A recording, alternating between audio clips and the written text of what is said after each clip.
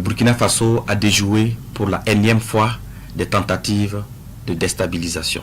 Félicitations à eux. En substance, le 3 janvier 2026 à 23 h, il était prévu une action de déstabilisation du pays.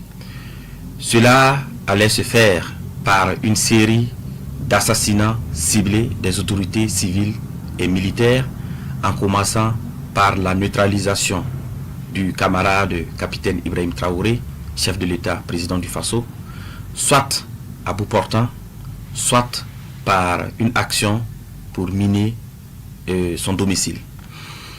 Après cette action, devrait suivre une action de mise hors service de la base drone et une intervention militaire terrestre des forces extérieures. Les acteurs impliqués pour une question de confidentialité et aussi pour éviter de compromettre l'efficacité des enquêtes, nous allons citer seulement l'acteur principal.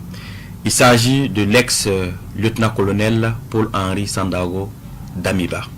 Alors, il a eu pour mission clé de concevoir et de planifier les actions, de rechercher et de mobiliser les fonds, de recruter des populations civiles et des militaires.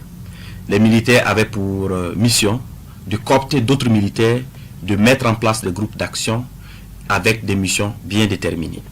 Et les civils devraient mobiliser des populations, leurs adeptes, pour que après l'action militaire, ils puissent mobiliser leurs adeptes pour pouvoir soutenir l'action militaire. Ce qui est important aussi d'apporter comme élément d'information auprès des populations, c'est les sources de financement.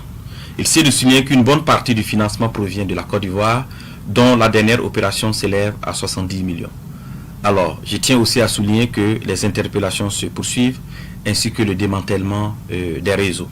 En tout état de cause, et pour prendre l'opinion nationale à témoin, nous mettrons à la disposition des médias des vidéos d'aveux issues des auditions de quelques acteurs clés.